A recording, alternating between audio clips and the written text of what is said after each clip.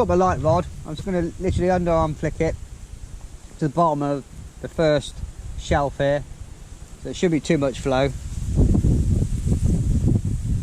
I've got my nice light rod, light feeder rod. I think it's 11 foot, 3 meters 30, 11, 12 foot, whatever that is. 11 foot I think it is. Little Shakespeare Sedona 4000. I've got 8-pound braid, 8-pound shock leader. Let's put on a 16 Amazon B520 to, I think it's 1.8 pound hook link. Yeah, 0.8 Silstar, 1.8 pound. Let's put on a Amazon black cap feeder. That one is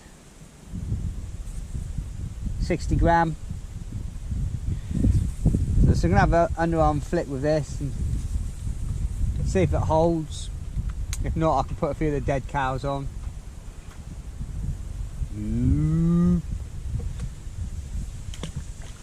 Just gonna literally give it a little flick.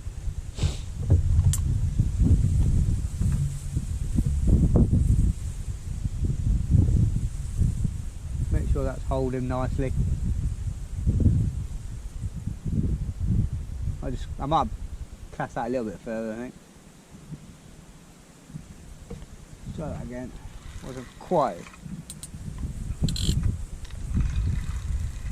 A little bit further out.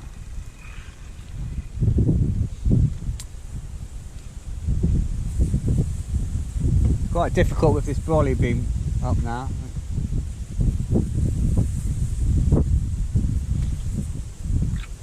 That's more like it. Make sure that holds.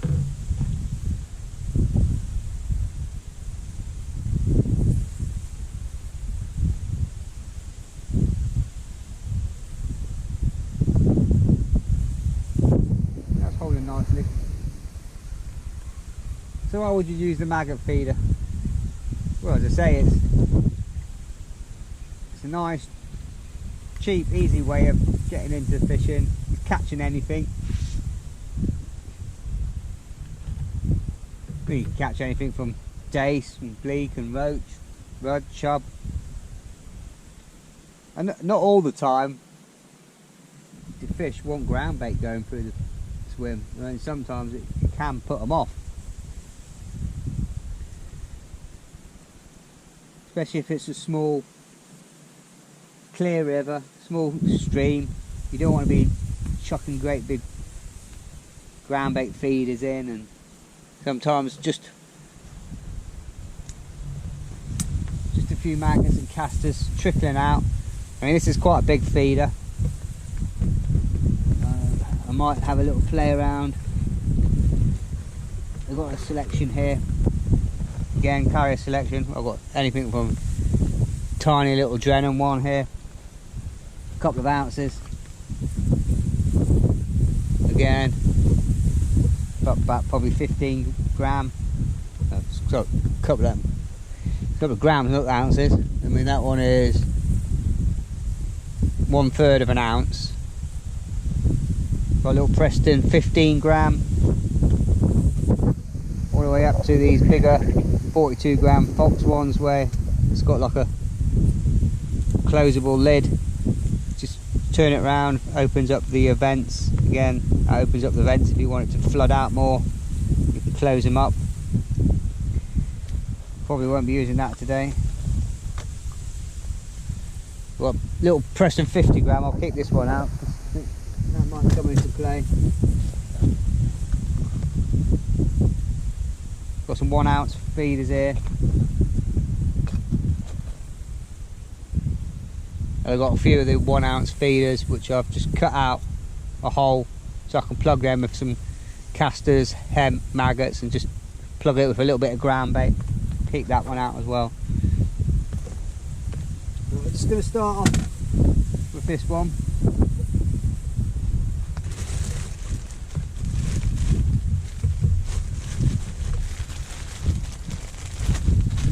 Keep looking at that water because it's now Well, everything's off here, so it's just my box now and me. I'm going to get washed away. I've got a bit of hemp here as well. So.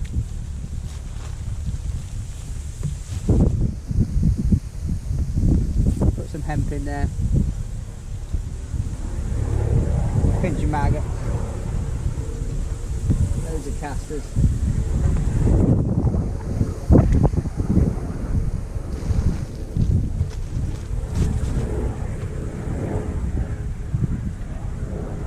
Give that a little swing out underarm. Stand up for that.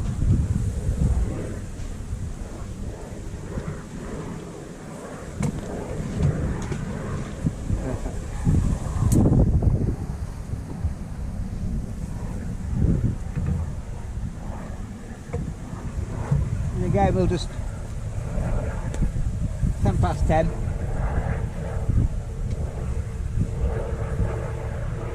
We'll give that a few minutes. Regular casts.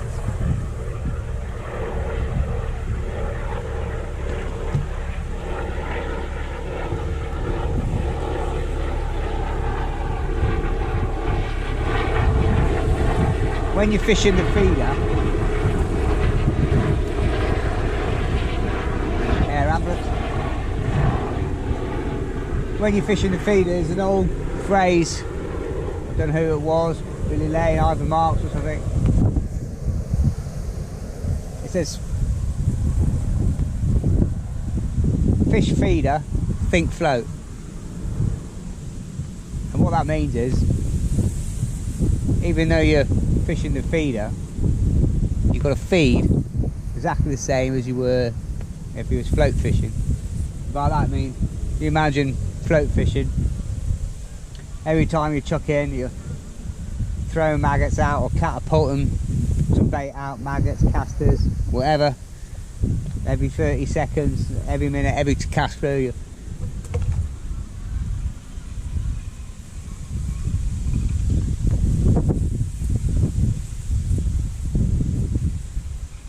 I missed that one. Yeah, every time you cast out, you catapult the maggots in, throw maggots in. So you've got to do that on the feeder as well.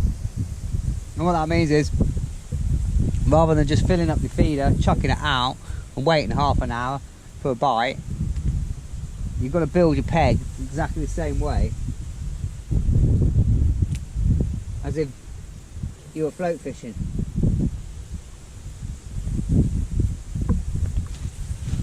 You've got to give the fish a reason to come to you. You're fishing in a big river like this, the river doesn't stop flowing for only for about half an hour while it's changing direction, but it doesn't stop flowing.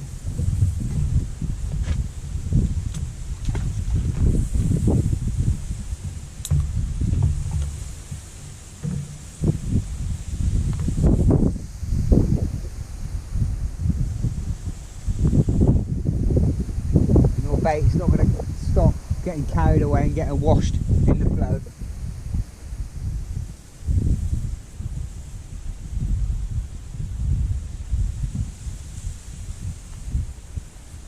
So just keep an eye on the time, keep an eye on the clock, cast every 5 minutes, you know, try and stick to about 5 minutes. There's a bite.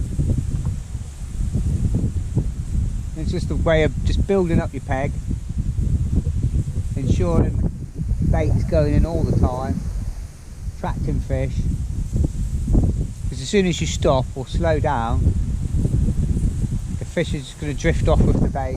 As that bait washes its way downstream, disappears, the fish are going to disappear and go downstream and follow the bait. So as long as you can fish to the same area and keeping that trickle of feed going through the peg, which will keep the fish there.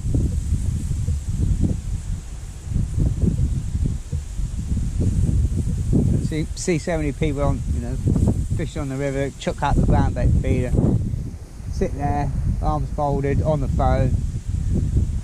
There's a bite. You don't sit with your arms folded. always have your rod on the rest. Have a butt rest just near you, so you're not got your hand on your rod, making rod, wobbling the rod around, disturbing the rod. I mean, if I was fishing on the drop, and at certain times if you're fishing for roach on the drop through the summer and you're using like 4 or 5 foot hook length, have the rod butt on your knee, you can feel it, feel the bite with your fingers, just hold the line.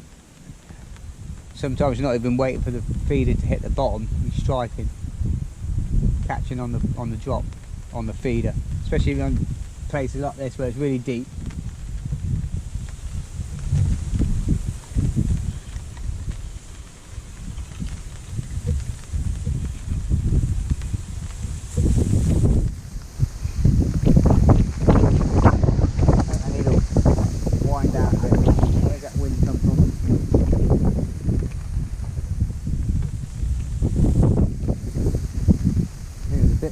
Short that one, I'm trying to get a bit further distance. The problem is, the closer you fish on the feeder, the harder it seems to be to connect with the bites, because you're in pretty much direct contact with the fish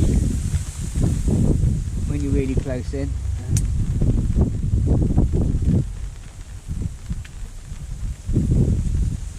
Sometimes just having that bit of distance and a bit of stretch and slack in the line, it makes it easier to hit the bite.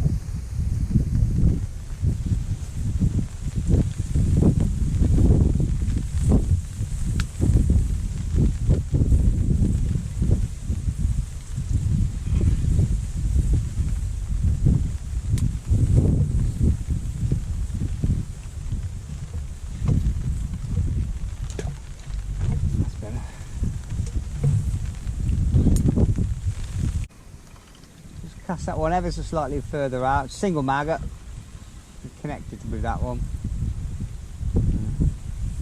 Only a little roach. That's what we're after.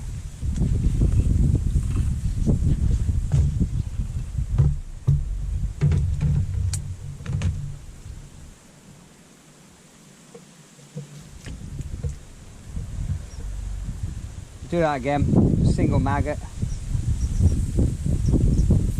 Find sometimes when you're fishing for roach and dace and bleak and things like that, smaller species, even in the height of summer.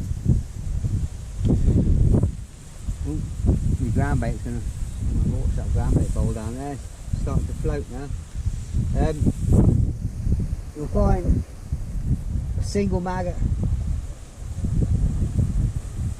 will way outperform double for whatever reason.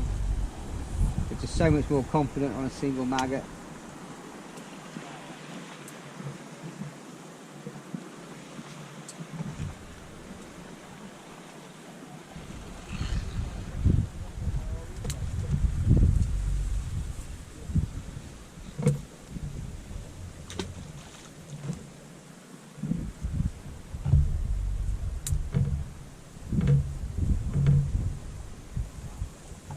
I'm going to have to move some stuff because it's starting to float. Right, there's my ground bait. I've got nothing else on there, have I? Okay. Where's that then?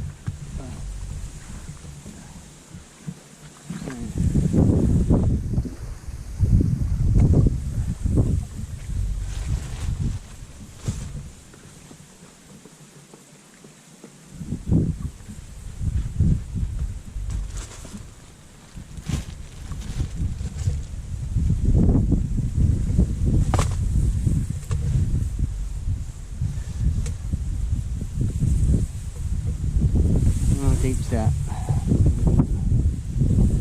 Well, it's about that deep, but I'm on my box, so hold the hook ring, give it a nice gentle swing,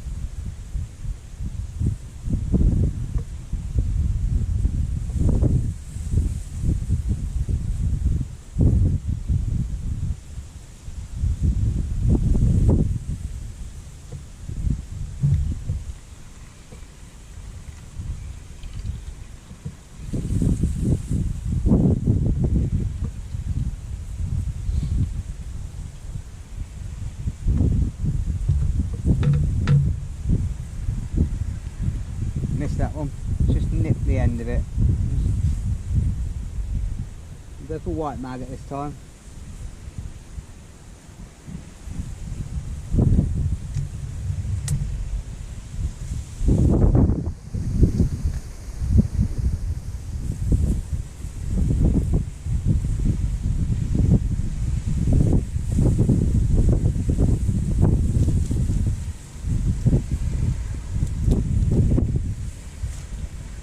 Sort of like, yeah, about half filling the feeder.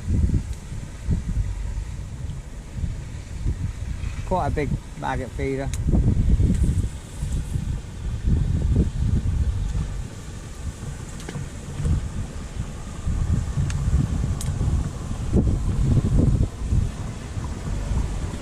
Just letting that feeder hit the bottom and just slowly tightening down to it. I've got to bite straight away. Trying to leave a little bit of slack in it. I don't want too much because fishing pretty close here, and as I say, too direct, it's hard to hit the bites. Just leaving a little bit of slacker tip. You just want it off straight. Just ever so slight bend in it, so you've got a bite there. Because you're fishing, don't whack it above your head when you get a bite. The last thing you want is a pair of lips on your hook. Just lift up.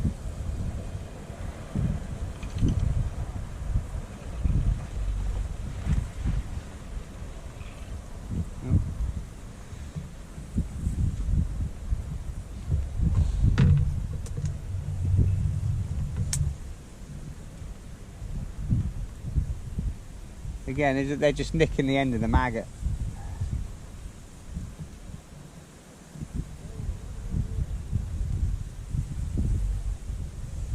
Might just be small fish at the minute.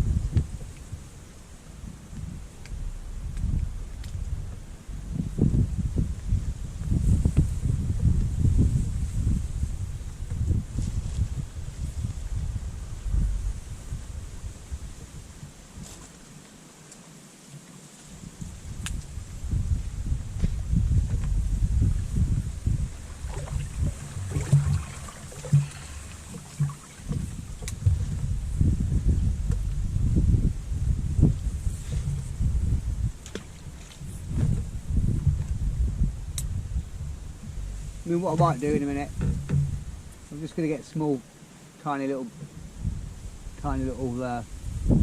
roach and dace here.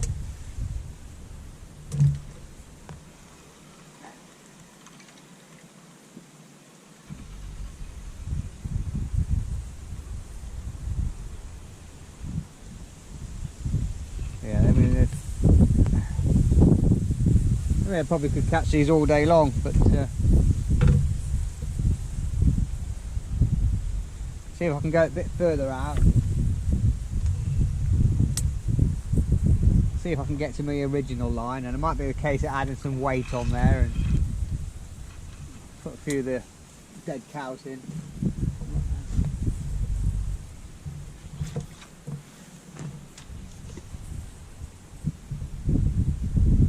See if this holds. I might have to adjust the rest, and I might have to just pull this up a little bit because it's not heavy enough. I know that. It's a case of getting more line out of the water.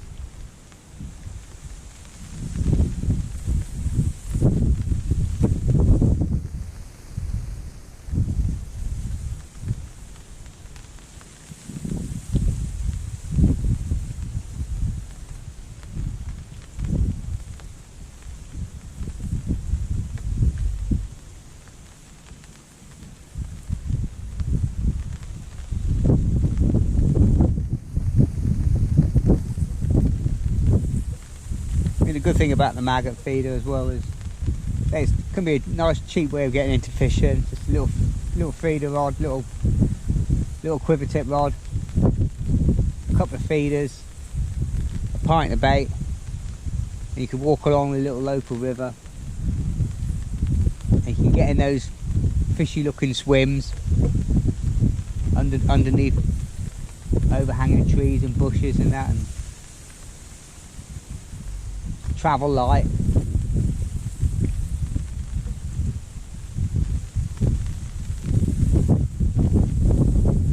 It's a good way of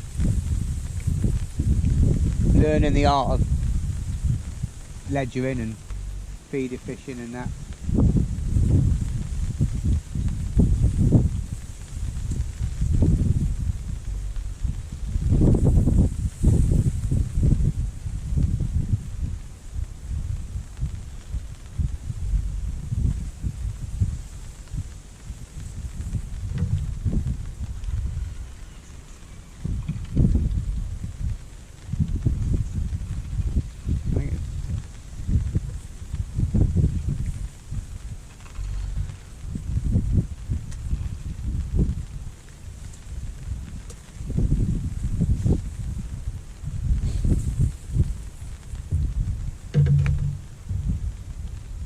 Let's just try a single maggot, and I think, as I say, sometimes just fishing quite close in like this, a lot more difficult to hit the bites.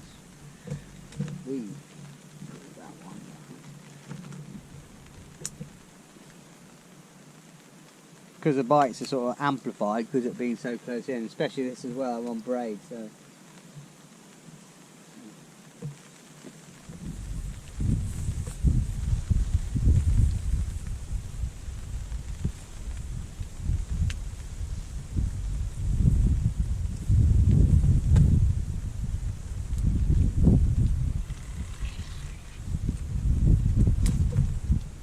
We're going to try a single maggot.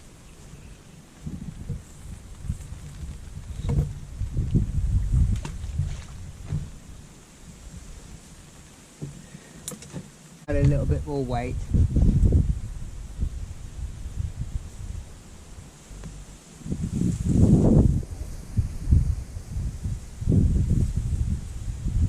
Not put any bait in there for that reason. I just want to make sure that the feed is going to hold first.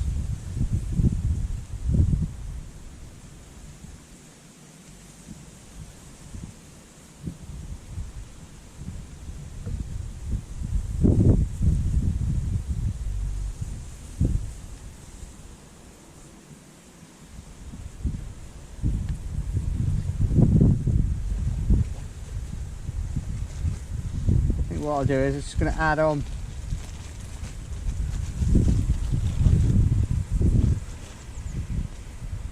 one of the dead cows. Right.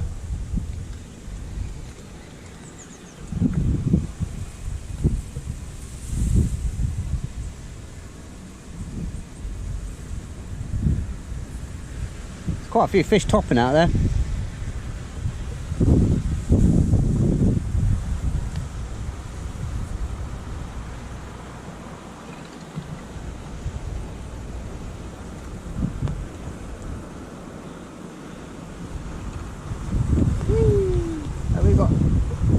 Gary the Gudgeon goes for the Gary the Gudgeons. Look at that miniature barbel. Gary the Gudgeon. I haven't had one of them in years.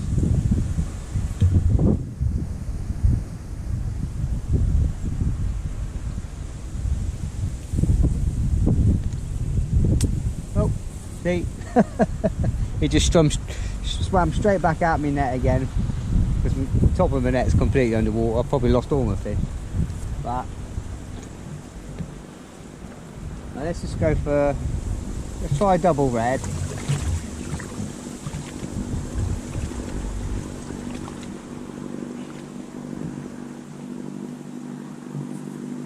I'm completely underwater now.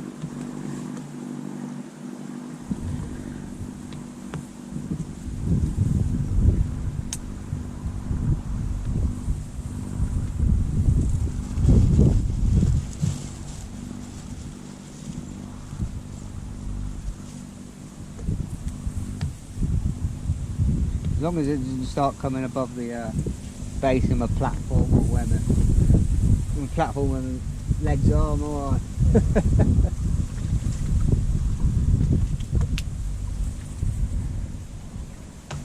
Okay, let's get this cast down. Right. Let me just take this umbrella down. Hampering my casting. Okay, that's better. Right, umbrella down. Well, I've got a decision to make. I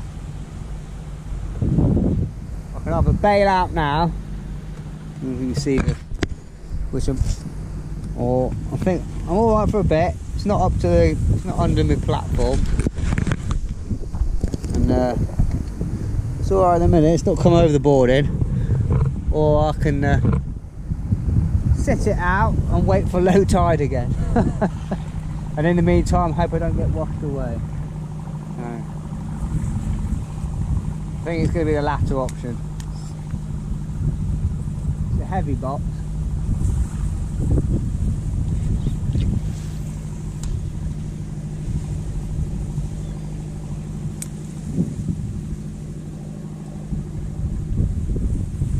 Let's just touch the bottom.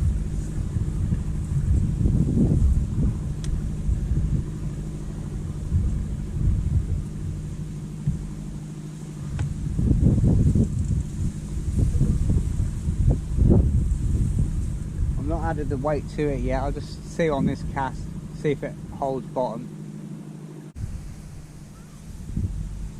Yeah, I might put a little bit more lead on, but I don't want to go too much because it's just a lightish feeder rod.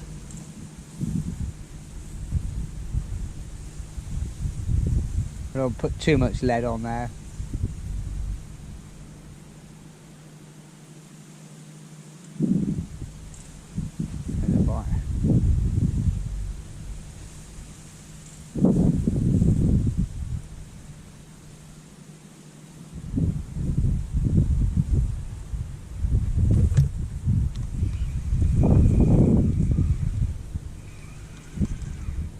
Missed that one.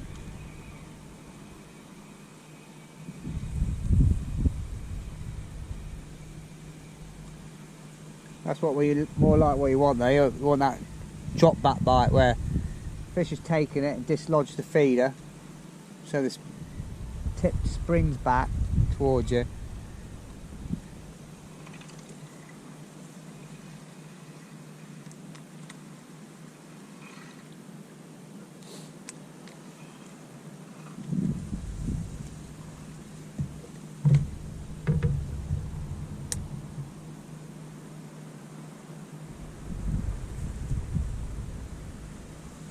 Again, just one of the two maggots have been nipped, so I'm going to try a single maggot this time.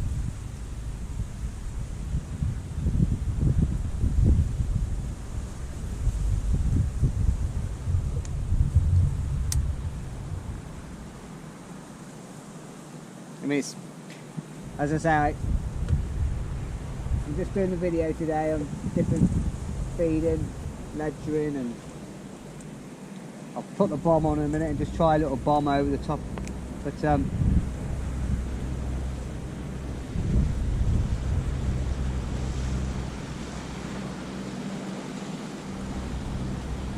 know this river quite well, and the ground bait feeder is better than the maggot feeder on this river.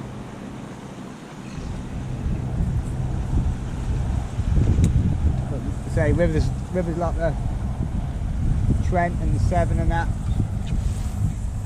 they respond really well to the maggot and cast the feeder. Put maggots, casters and hemp through,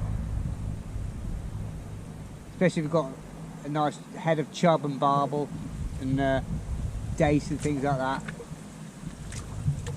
But this river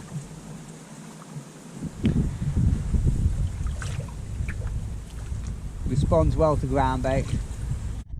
Oh no, I think I'm getting wet. I think I'm going to get wet. That's just kicked up a big wave and it's not what we want.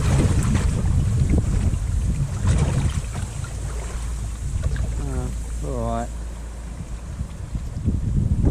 not phoning SOS just yet.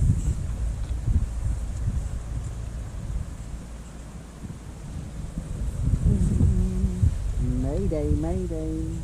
Well, I know one thing, if I do get off my box, I've got wet feet.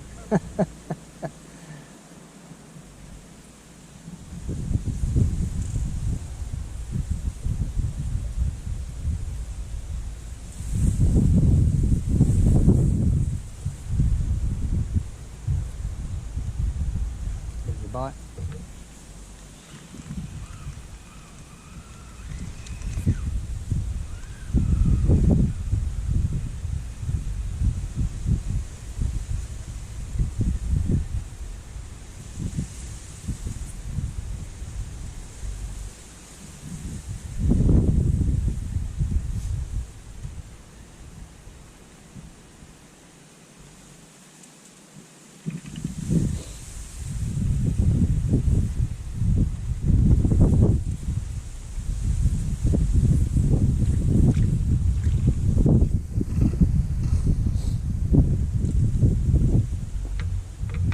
Nice roach.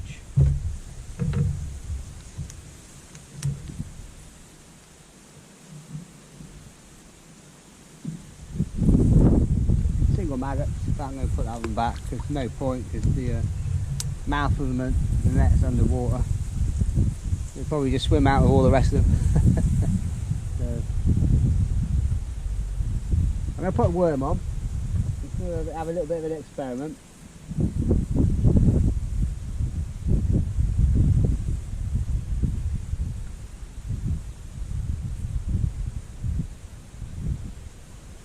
Nip that worm off. Yeah.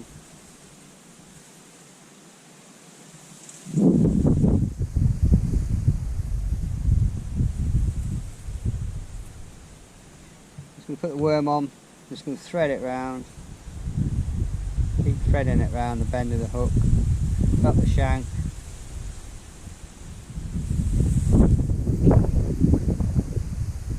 Come on. Nip that with a tiny bit of a pinky.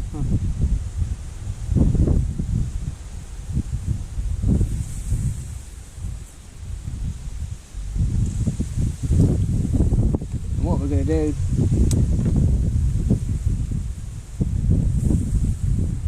take the feeder off,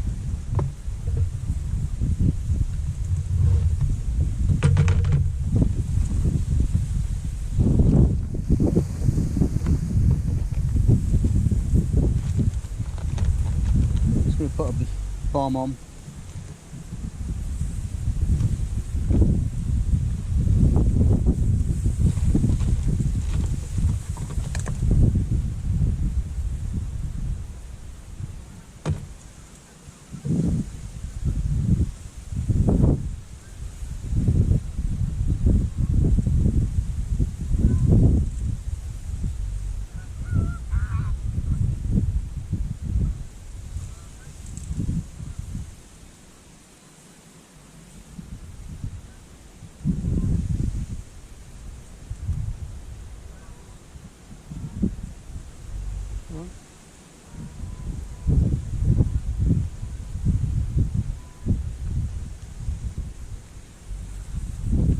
Can't get it through.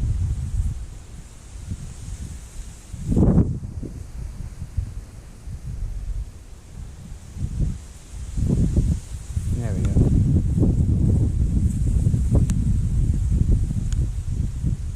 I'm just going to try it with a bomb on. It's got a 3/4 ounce bomb there. And the good thing about putting a bomb on sometimes, I've got a bomb and a worm, I'm just going to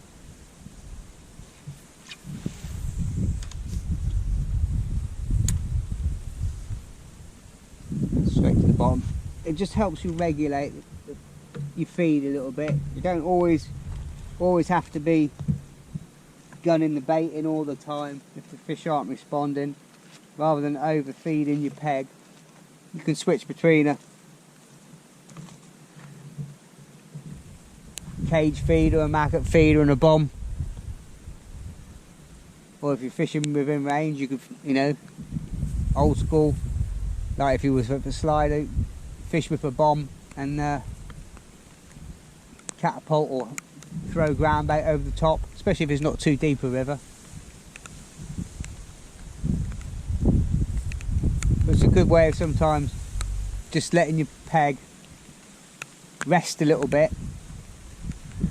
You're not piling bait in all the time if you feel the fish are backing off or getting a little bit scatty, where there's too much bait going through, and then instead of taking the bait nicely and confidently, they start dashing and, you know, just snatching the bait, and you get those really sharp, tiny little jaggy knocks where your tips just literally like that all the time. They're not taking it nice and confidently, just snatching at the bait. Obviously you've got a lot of bait going through the water, falling through the water. You're in a bit of a feeding frenzy, or dashing around like idiots, just snatching at the bait where anything goes by. And sometimes it's just putting a bomb on, letting the peg settle a little bit, let the fish settle down. I'll just switch over to the bomb and the worm. That's the first nice skimmer bream of the day. So it just goes to prove that, look, and away it goes. Behind me somewhere. It's that deep, it's swum behind me somewhere. So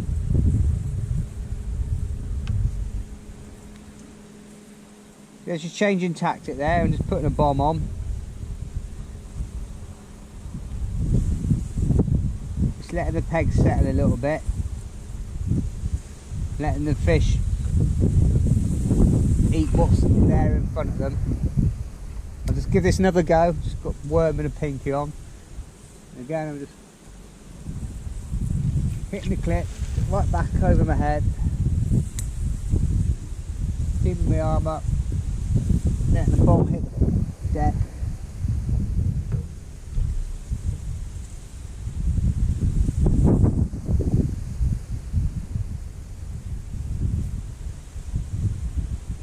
And just gently winding down. I think we're at high tide now, so it's looking like it's, the current is slackening off a little bit.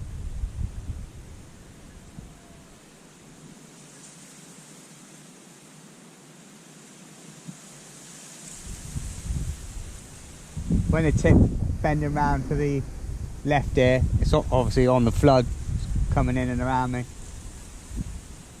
And then all the ebb, Yarmouth's in that direction, will run back out to sea. It'll start to drop. And it wants to start to drop quick.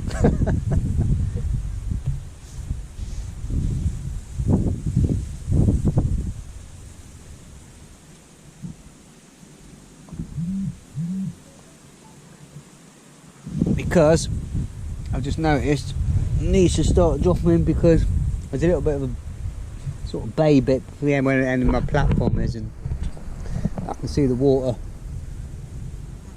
I think I'm going to get marooned. So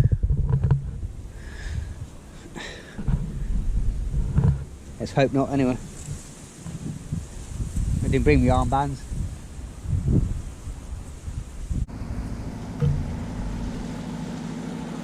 Another little perch.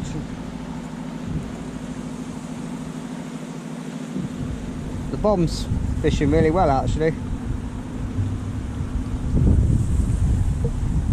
I was going to let that go now. I mean, the worm's fishing well today.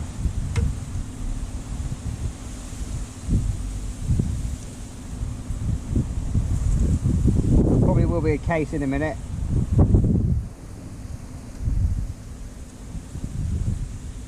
I'll feed in again. I don't want to let the fish drift off and stop feeding for too long. But I'm just going to do one more cast with the bomb, and then we'll get the. I'm going to change this to slightly bigger. This is a 1 ounce fox bomb, flat and pear, just to hold that bottom a little bit more.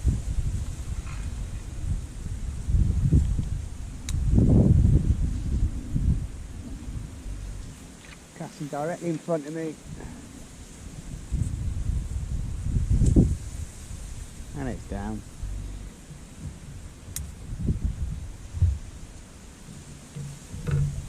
There's a lot of fish topping today. A lot of fish topping. Don't normally do that first thing in the morning or the evening, but I noticed that as well yesterday on the Bure where I was up near Acle, and when I was packing up and having a look round the edges where the boats were, there was about a dozen, 15 dead fish, roach, and I don't know if it's been a lot of high salt tides and a little, you know, a lot of salt water ingress into the rivers, upper reaches, because it hasn't fished like it normally fishes. And this last month or so there's been a bite. Oh, I missed it. Good bite. There's been a lot of big high salt tides up and down the country, and it just especially the further you get up the obviously the upper reaches of the tidal rivers, where it becomes a little bit more brackish.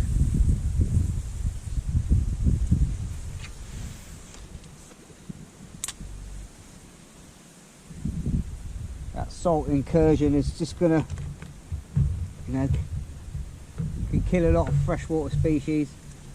You're not used to it.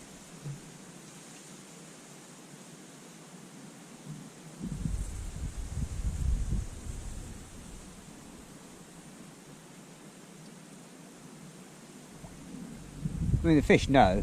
The fish will naturally try and swim downstream and away, so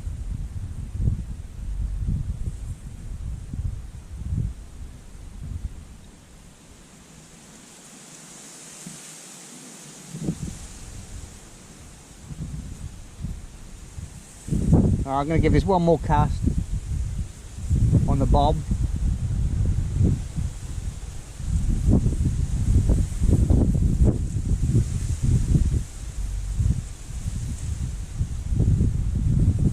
Getting a lot better bites though on the bob.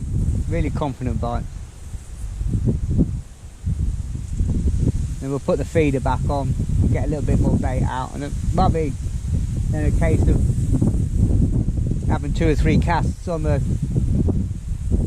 block end feeder, cage feeder, and then switch it back to the bob and regulate the day like that. I mean, you can just cast the feeder out sometimes without any bait in it,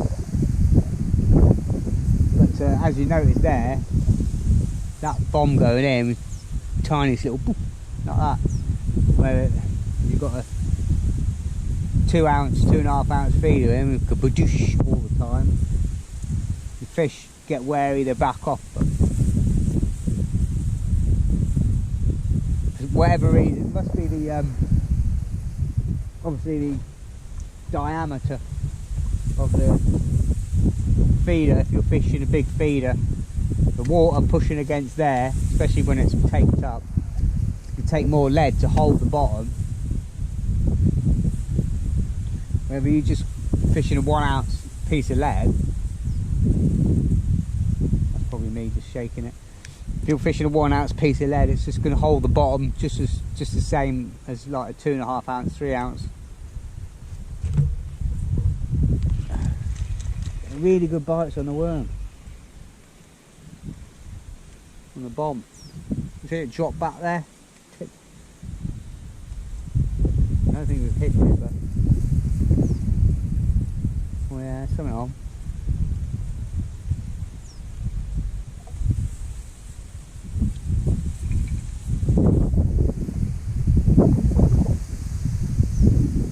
Not big.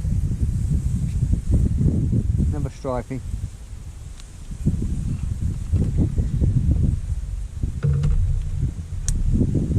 That's what I'd like to see on the feeder. That tip dropping back like that. That's the fish taking the bait, swimming off of it, moving the lead or the feeder, and they're pretty much hooking themselves.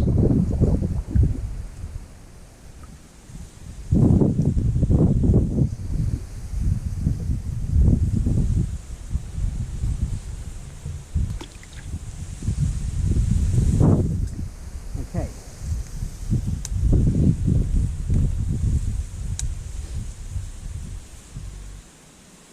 Take this off and put the feeder back on.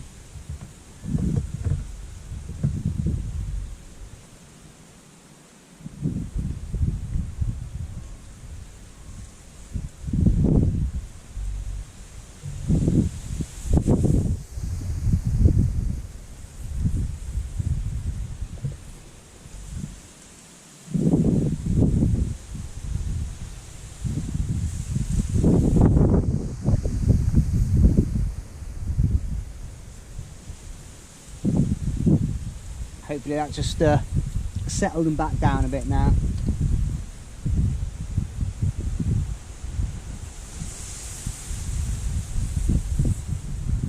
One thing you should always do, and I haven't done there,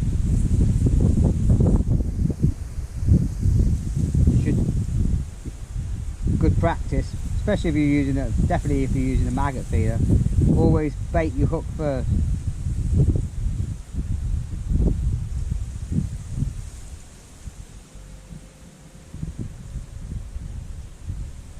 So if you've got maggots in there, I haven't got any maggots in, so it's not too bad.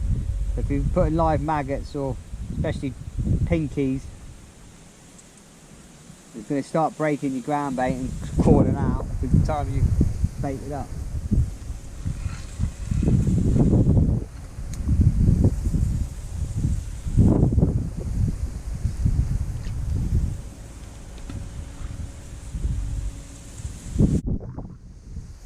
Another little form of ledgering you can do is like a link ledger, where you've got a little weight. I bought these many years ago, and these are just, I think it was a set of 5 adrenaline ones, but you don't see them anymore. It's a little lead. This one's 6 one shot, 5 one shot. I did have more, but I've lost them. And I've done a little link, a little plastic sleeve there, and a little eye. You put your snap link through there. Great for little rivers, or again, no, you can see that. So your bomb or your weight is on a little link. I've just got 3 AAs on there on a double loop. So just attach that. Just if you're fishing small rivers, you could just add enough swan shot or AA just to suit the current. If you're fishing little rivers and streams where there's a lot of chub and barbel, or even roads, you just want to, just enough lead just to hold the bottom, just to flick it under a tree or anything like that. There's a couple here, 20 gram weights on a little link ledger. I'll just try them down here with a bit of worm and see if we can catch anything on the link ledger.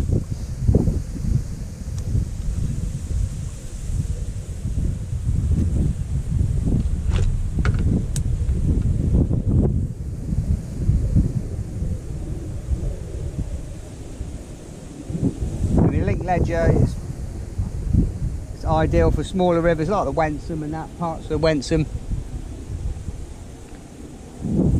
where if you want to fish, I don't know why I'm taking the hook then off. If you want to fish just as like a single bait, where you want to fish a piece of worm or bread or cheese paste or meat or something, you just want to create the minimum disturbance as possible. You just want enough lead just to hold the bottom. To say, if you want you got some wary chub or barbel and big fish under overhanging trees and bushes and stuff.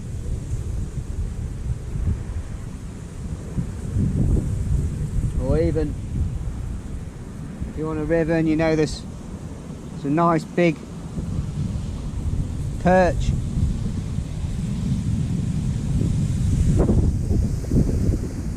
knotworm and castor down there.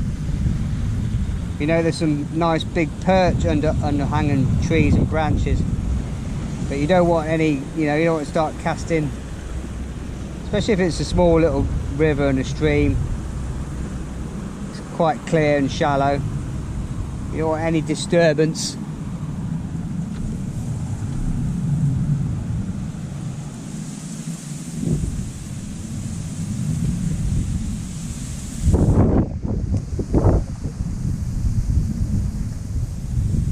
Right down in the edge.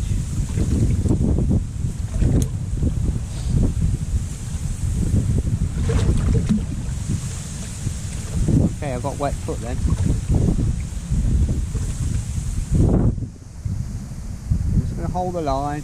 I'm just going to watch the tip.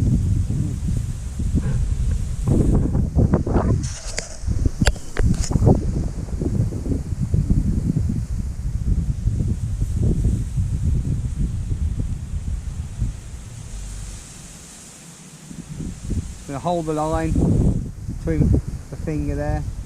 Just the most sensitive part just here. Just hold it so you can feel the lead. You'll feel a pluck or a knock if the fish takes it. Just feeling for the bite.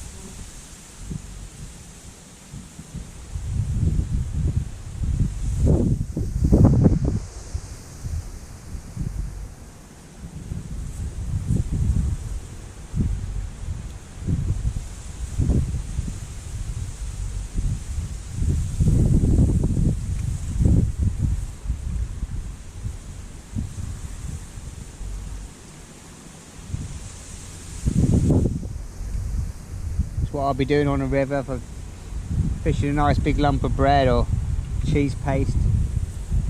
Just swinging that link ledger under a nice overhanging tree, willow tree or bush or something.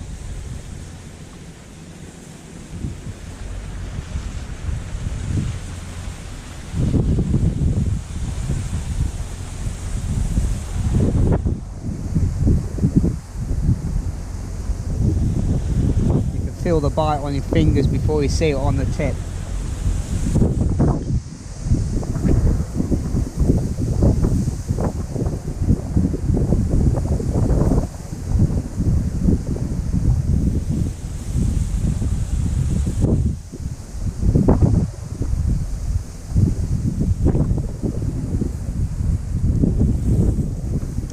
Swing that out a little bit further.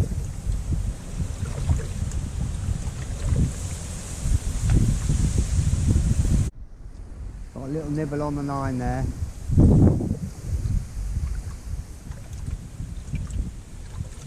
Watching the tip, feel a little pluck, pluck, pluck there.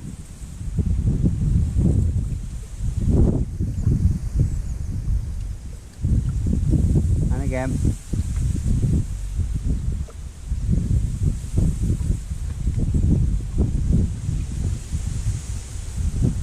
We get it. Oh, we missed. But it's like as soon as you get that little pluck, you feel it on your fingers straight away.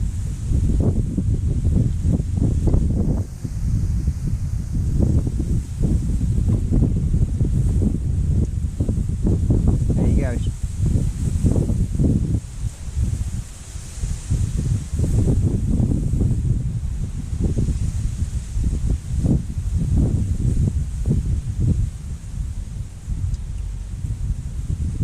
Just a small fish.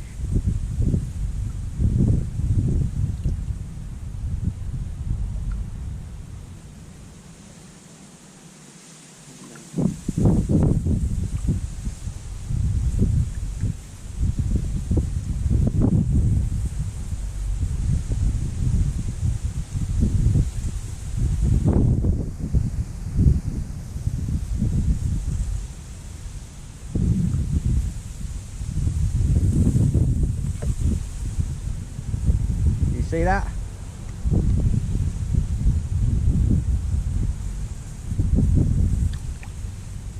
I felt that there before I saw the tip go around. But it's a brilliant way of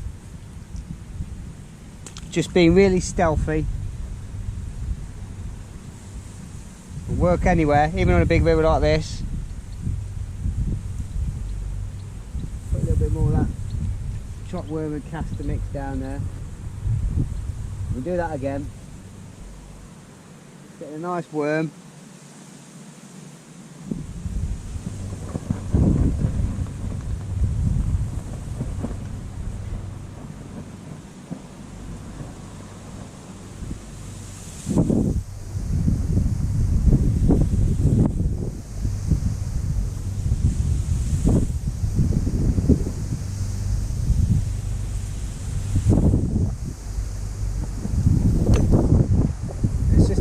Great way of fishing small little, well, big rivers or small rivers, but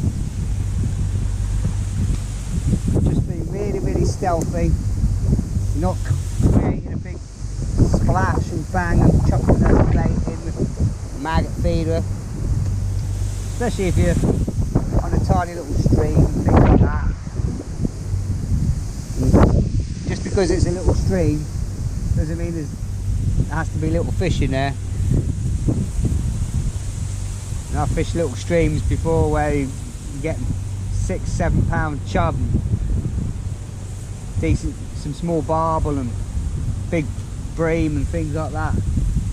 Just because it's a small stream, there's, you know, there can be some big pike. If there's loads of roach in there, winter time, there can be some really big pike and things like that. You'll be surprised sometimes in an innocuous little stream how big some of the fish can actually be. But I used to fish the River Bain and Horncastle in Lincolnshire. It's a little canal river thing, and there used to be a massive head of chub in there, and some places there'd be 1.5 to 2 foot deep, summertime, crystal clear. And you literally have to be on your hands. Oh, okay. Soaking wet feet.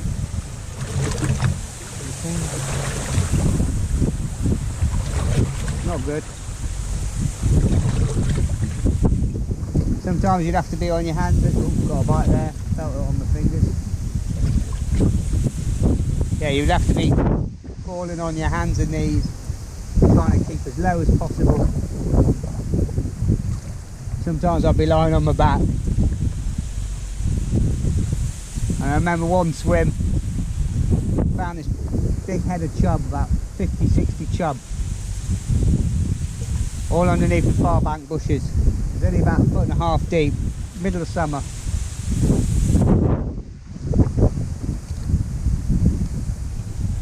Missed that one, I think. Oh no.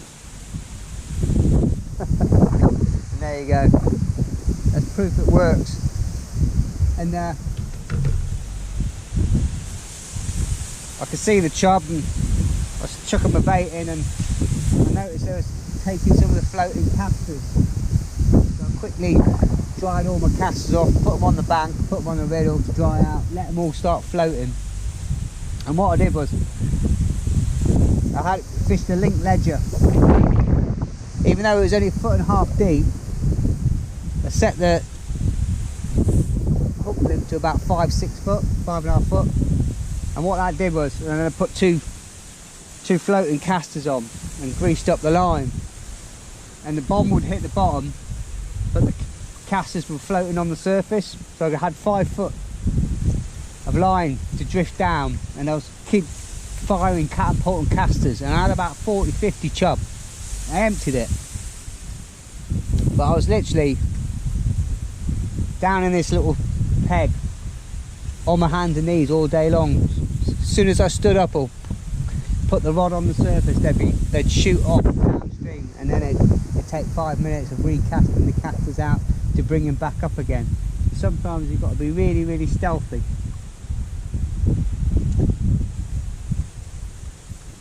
You only get one chance. I'm going to give one more go on the link ledger.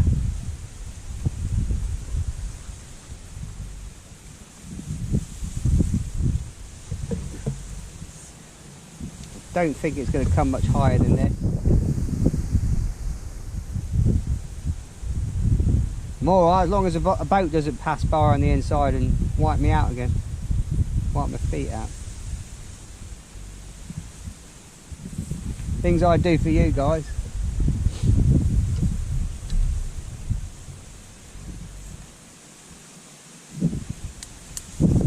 We'll try this, we'll take this little bomb off.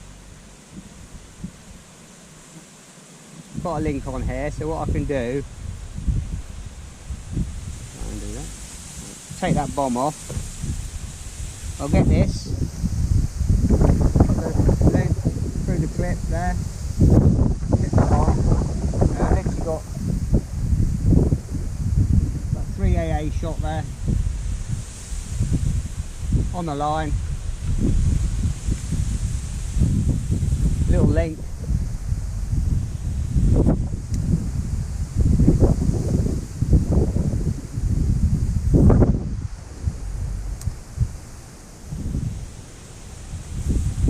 And let that settle.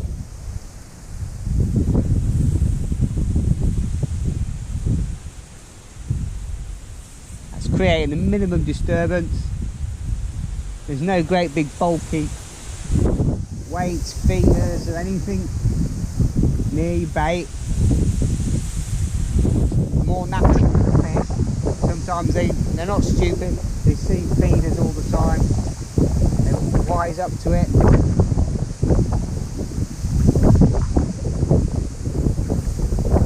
Sometimes when I used to fish the Trent, there's a method called ding-dink method, or they call it the bouncing feeder, where the wary chub or the chub of wet wised up. It's a normal feeder tactic, and I've done it before. I used to live in Nottingham. I'm feeling that on my hand.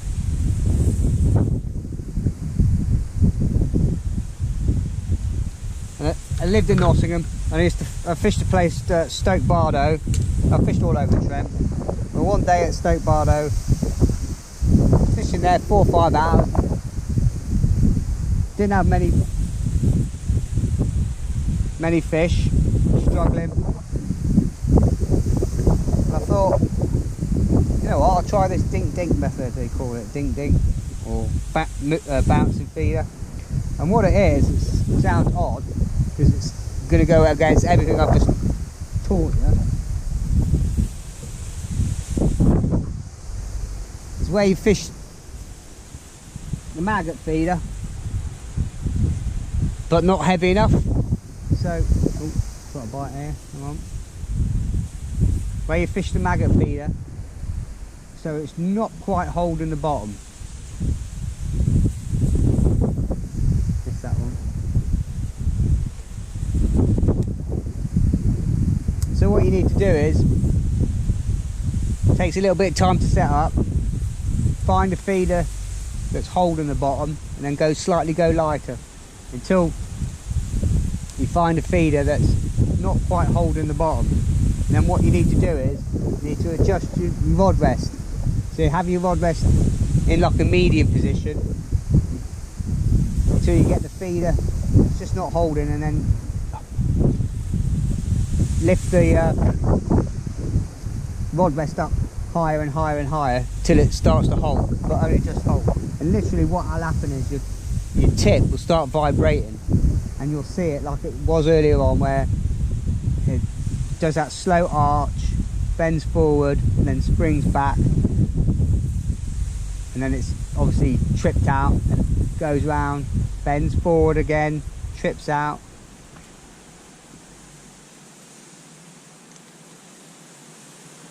And basically you want the feeder to bounce, because what, and then you fish it with a short 3, 4, 5 inch hook length at the most. Ouch. Because what happens is the chub wise up to any maggots that are not moving. So as soon as that feeder's hit the bottom, as soon as that hook length is straightened out, you imagine your maggots there, the fish will take all the maggots that are coming out the feeder and moving in the tide, but any maggots that then it's just held static, once this hook length reaches its maximum length, they don't take it.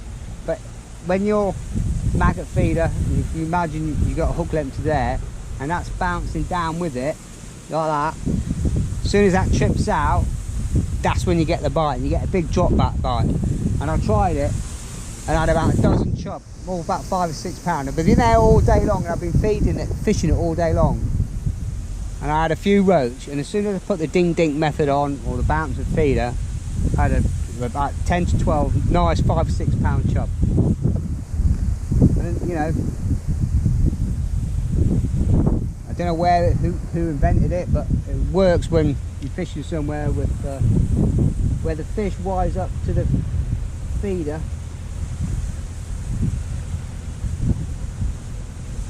I mean, it's good for the, as I say, on the places like the Trent when there's a good headed chub. You don't really want to be doing it with ground bait feeder. It's just, you just use maggots in there.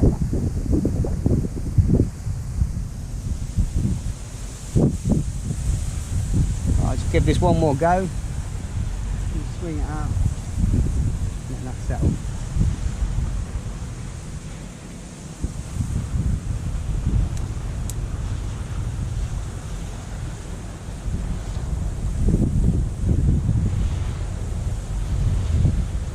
I've had half a dozen perch there and I'm not even fed anything.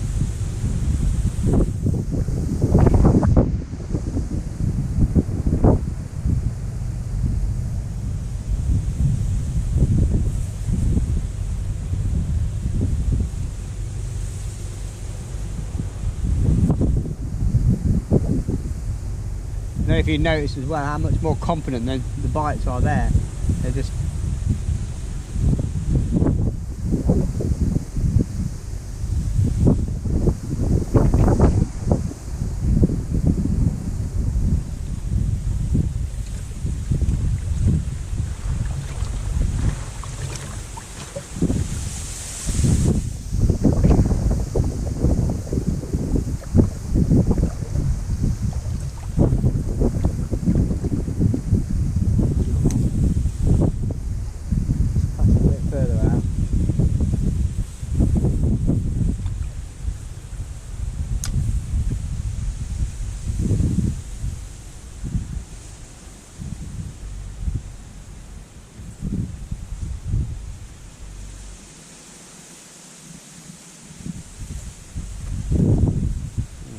that one.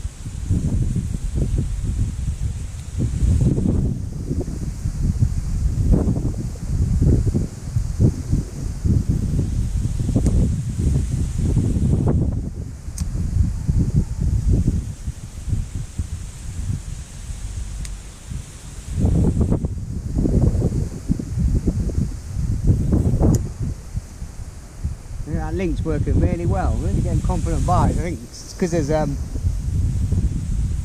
very, very little resistance there. Really light, 1.5 AA, or 3 AA, sorry, 1.5 swab. Running on a link, not on the line, it's on a separate piece of line.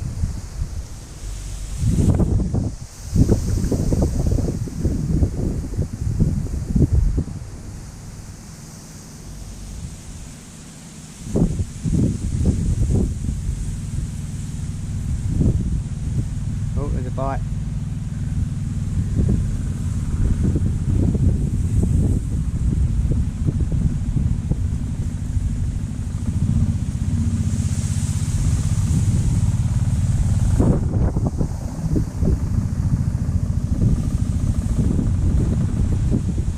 Right, better buy my day tickets first.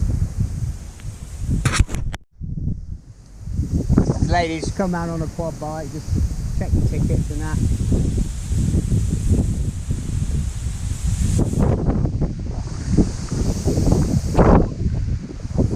Nice perch, eh? Look at that. On the link ledger.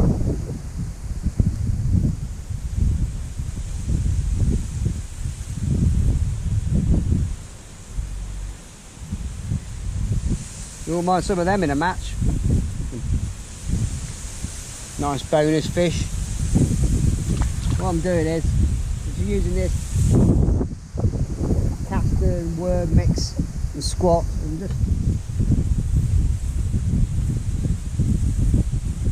just got to nip the head off the worm with a tiny little pinky on there. You know what I'm doing. Oh, a bit windy. Just letting that go.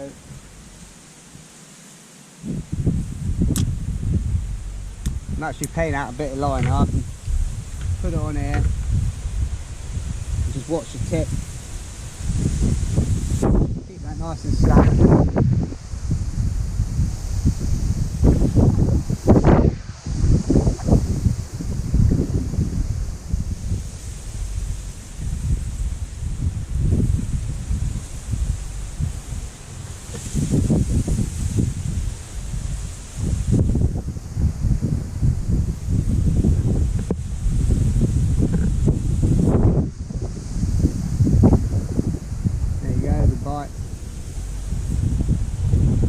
Oh, see, I missed that one because I wasn't holding the rod.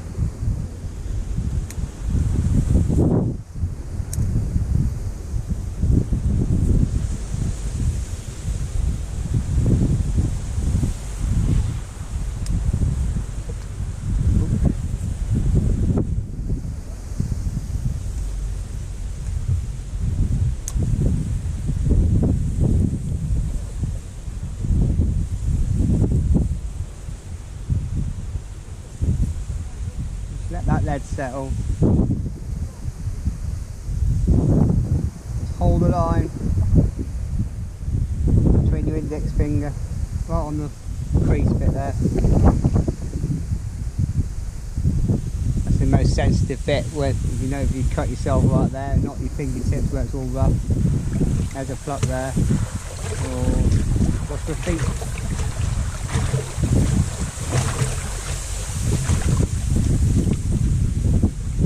Incoming! Lift my feet.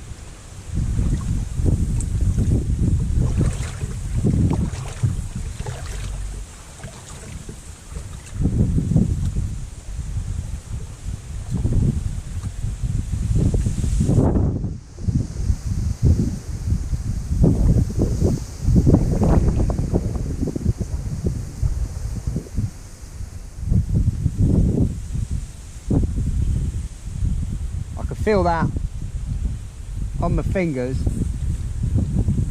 before the even tip goes round.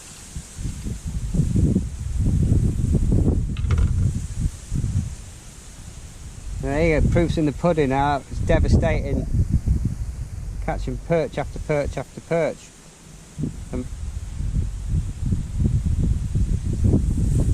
But it works for all species.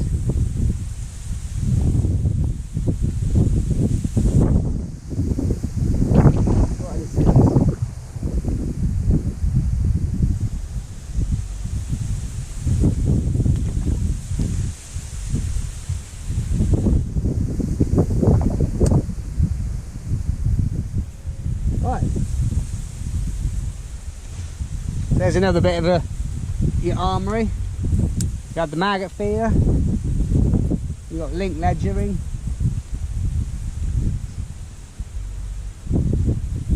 So you just touch ledgering, just feeling for the bite. So light, zero resistance.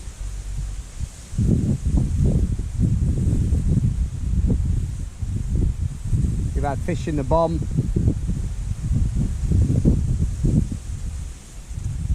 Over your ground bait line, letting it rest. So I think we'll go back out where we were fishing initially. Try and rebuild that peg back up again. I haven't obviously not been out fishing there for a while. See if you can get any bream and skimmers, and then we'll call it a day, I think.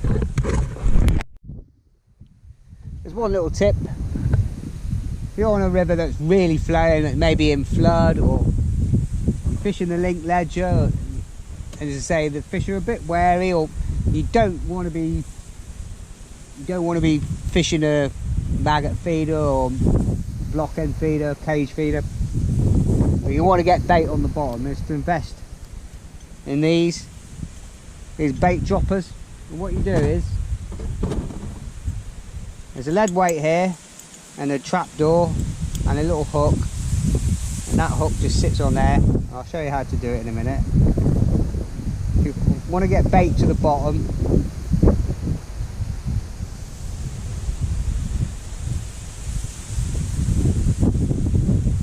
that. I won't show you that one. There's supposed to be a bit of cork in there, but I want a bit of cork to come out. So you just put your hook through the eye, under the eye.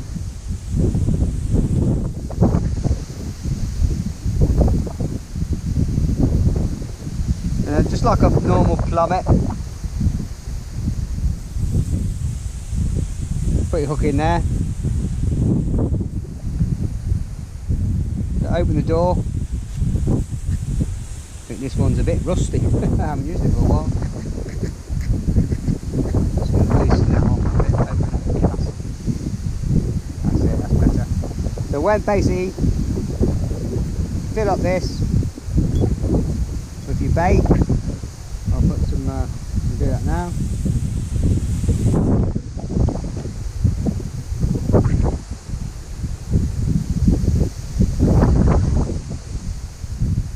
So I've got my chop worm and casting, just a few squats and pinkies in there. Shut the door, put the hook on, and just lower this into the peg. As soon as that hits the bottom, I'll waste some bait. As soon as that hits the bottom, that opens up, and then all your bait comes out.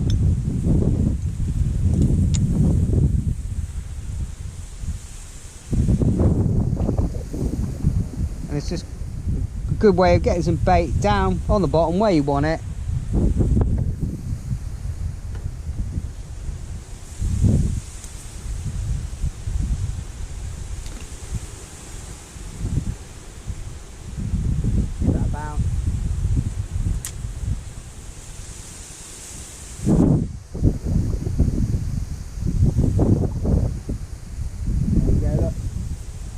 Doors open, all your bait's gone on the bottom. So yeah, get yourself some bait droppers. It's a good way of fishing for perch. Yeah, it's a good way of getting some bait down at the start of this session and start the match. In the edges.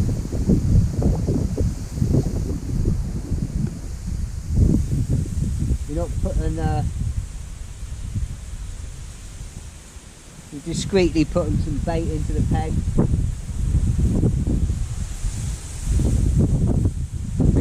You know, you can feed a fair bit of bait down there, nice and quietly, and then you can fish over the top of it with a nice link ledger.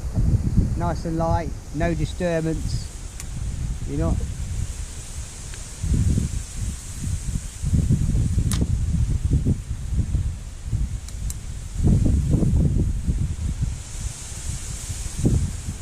The fish aren't stupid. They won't always just have it. They're very cute and they're very coy and wary, and it's up to you to build their confidence. There's a bite straight away.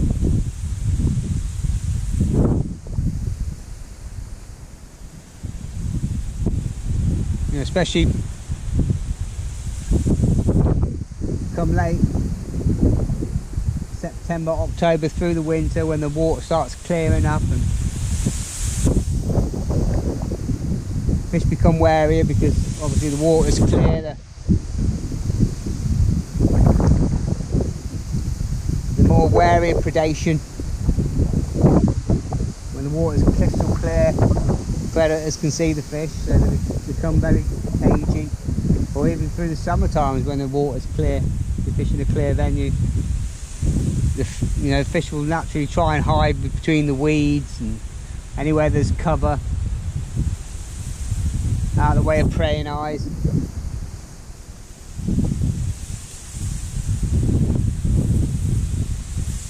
Especially in here when there's a lot of perch in this rubber down the edges, and big perch up to £3 pound.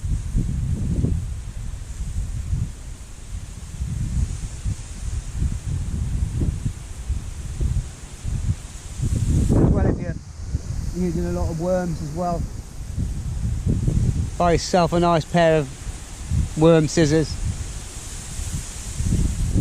Make life if you're cutting up loads of worms on a big session. Nice sharp pair of worm scissors with 3 blades, better than 1.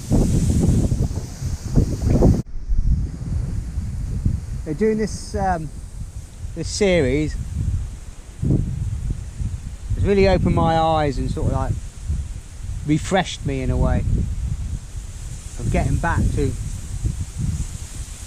all the methods and tactics I learned when I was younger.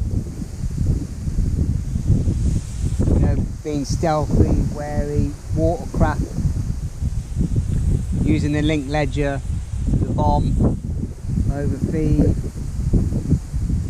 and I think as time goes by you get a bit accustomed to things and you get lazy and you stick to the same methods, whether it be just the cage feeder, ground bait feeder, or the pole. And the last year or so, especially on this river, I've picked up the stick float and the bolognese float a lot more, and started utilising the whip and the pole, especially on the river, more. And just adapting to the river and the situation. But sometimes you get so accustomed to just doing the same thing over and over again, and turn up, chuck a feeder out, sit and wait for a bite.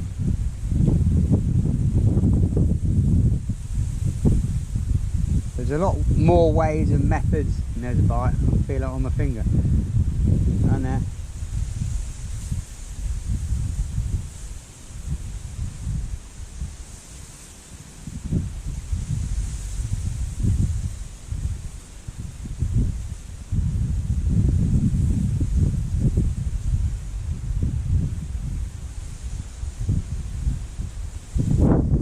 There's a lot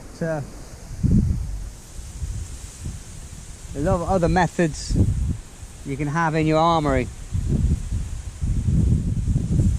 for when the situations are not right to be chucking a ground bait feeder in all the time, or a maggot feeder, and especially if you're fishing venues that haven't got a massive head of fish.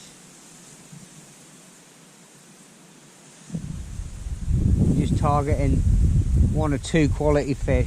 You don't want bait going in all the time. You got to be stealthy. You might be feeding half a dozen bits of sweet corn or 2 bits of meat, a bit of bread. Just fishing for 1 or 2 fish per swim. And this link ledger method is very good on, or used to be very good on the Wensum, parts of the Wensum, where you walk up on an evening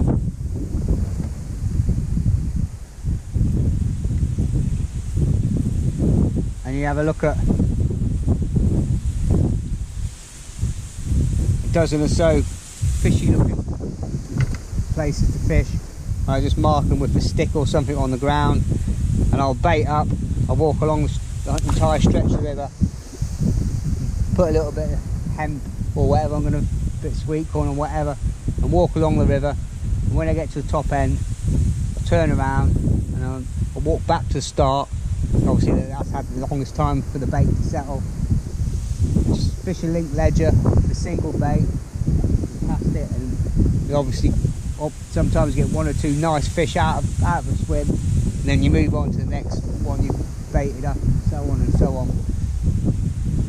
And it's just a good way of getting the most out of a little stretch of river with not a massive head of fish and a few wary chub and barber and things like that.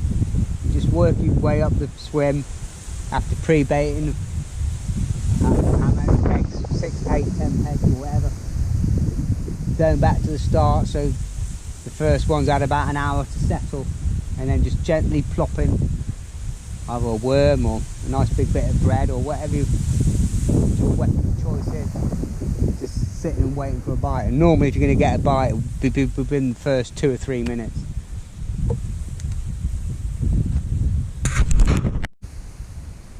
Something wonderful's just happened, guys. We're at slack tide. That means I'm not going to get drowned out. I've just gone back on the ground bait feeder, cage feeder, at the top of the tide now. I'll probably give this another half an hour and then start packing up.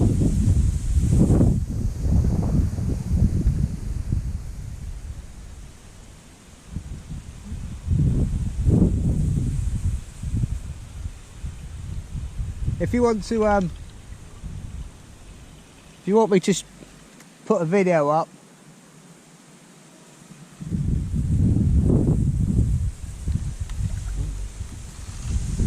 missed that one. If you want me to do a video on how I make my cage feeders, drop a comment below. Let me know if you're interested in that sort of thing, or whether you just rather go to the shop and buy some. I mean, you can, but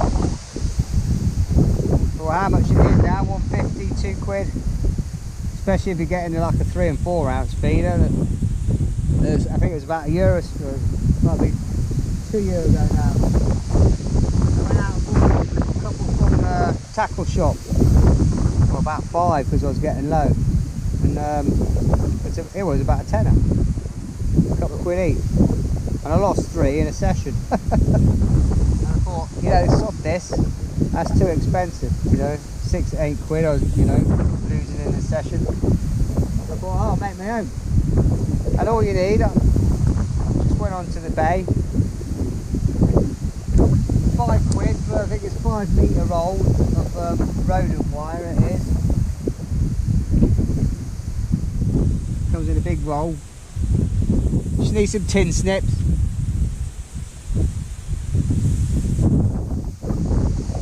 Need something to roll around, and then I'll show you how to do it. I cut one flush to the cut one side flush, and one side I'll cut it off here, so you've got all the pins. So when you bend it round, tuck them pins, or it'll be on the end. You can tuck them pins inside, then pair pliers, bend them back over, so it holds the feeder in place. Then I just get the lead, as I say, cut them into strips with tin snips, weigh it out on the digital scales. It's got some 40-pound braid there, and a swivel. We just tie it over, or whatever I want to do, whatever size feeder. And obviously you can see tiny little two hole feeders, commercials or winter time, right up to massive feeding feeders, and they're pens.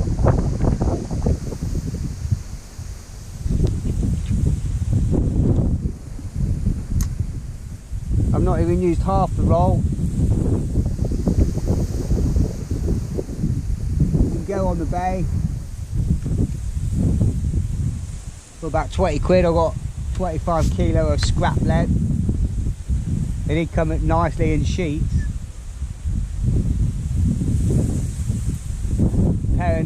Good pair of tin snips, that's all you need, and a pair of wire shears. I haven't bought a feeder, 2 or 3 years. Just make all my own cage feeders and tape them up.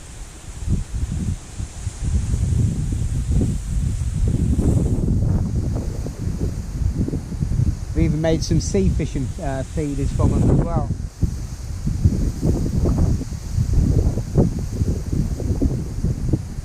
What I use is the string mesh you get when you get like a pack of 3 or 4 garlic.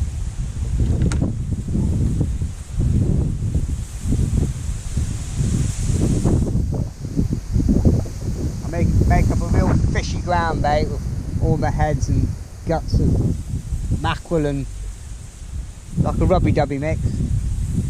Load of fish oils in there and all sorts of bits and pieces. I whack that in the feeder, about 5-6 ounce feeders. Then I put the mesh in over the top of the feeder. Use some old pole elastic. Obviously I'll use missed that one as well.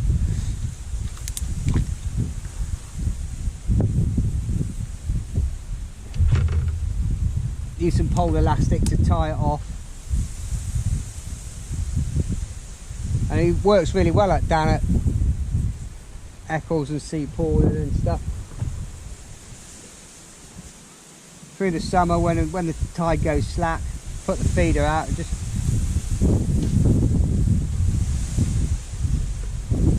you can't do it without the mesh. It just empties in seconds. So I like to have it in so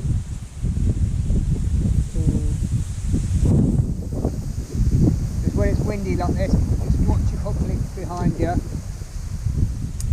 When it's blowing to one side, blow the hook link up and around your feeder tip. Just be careful. The windier it gets, the longer drop, and just make sure you keep the rods either to the left or the right. So make sure your hook link doesn't swing around your end of your feeder. Yeah, so if you want well, we can put up a video on how I make my feeders. Just comment below. Well, I'm going to call it quits now, guys. I hope you enjoyed the video. I hope you picked up plenty of tips there on all the tackle you need, the rods, reels, line, hooks, how to balance it all up, all relative to where you're fishing, the tide, all the rest of it. Picked up tips with the ground bait feeder, how to sort of like you can still manage your feed over the top. You don't have to keep ploughing the feed in all the time. The maggot feeder, when to use that, how to use it and why would you use it. Again, how to maximise most out your swim. You don't have to fill it up to the brim every time. You can, with both methods, switch backwards and forwards to the bomb over the top. Let your swim settle a bit, regulate your feed. It's not all a case of just ploughing in all the time, even though, like I said before, you're fishing the feeder, but you want to think like you're float fishing, where every time you cast in with the float, you're regularly feeding a little bit of bait over the top. That's basically the principle of what you want to be doing with the feeder. Don't just chuck it in and sit there for half an hour, 45 minutes, an hour, whatever, waiting for a fish, because they're not just going to rock up and hang themselves on the hook. Sometimes they do, you're lucky, but you've got to build that peg up, especially on a flowing river, big flowing river where that bait can constantly keep washing out your swim all day long. And also, you know, other bits and pieces. The link ledger, it's a fantastic method. It's picked me up loads of perch down the inside today on the worm. When other methods didn't work. It's zero resistance with the link ledger. It's causing minimum disturbance. It's brilliant for smaller rivers or where it's clearer, where you're targeting some wary fish, like chub and barbel, and you want to just cast a bait under a tree or a bush or into a nice looking nook in the river, where you don't want any disturbance, you don't want any leads crashing in or feeders or anything like that. You just want enough lead on there, just swing it out, get it in there, and just pick up. And it's just having 3 or 4 different methods there you can have in your armoury. Just maximise your skill and your potential of catching fish and being able to adapt. So invest in a few bait droppers, you can get the bait down, you're not constantly crashing the feeder in all the time if the fish are really shy. Or you know the place where you're targeting lots of perch, you can just drop in some nice bits of chop worm and caster and fish a link ledger over the top of it. Well, I hope there's plenty of tips there, enough to keep you going and get out and try a few bits and pieces and let me know how you get on. And I'll see you again in another video. Right, tight lines guys, all the best.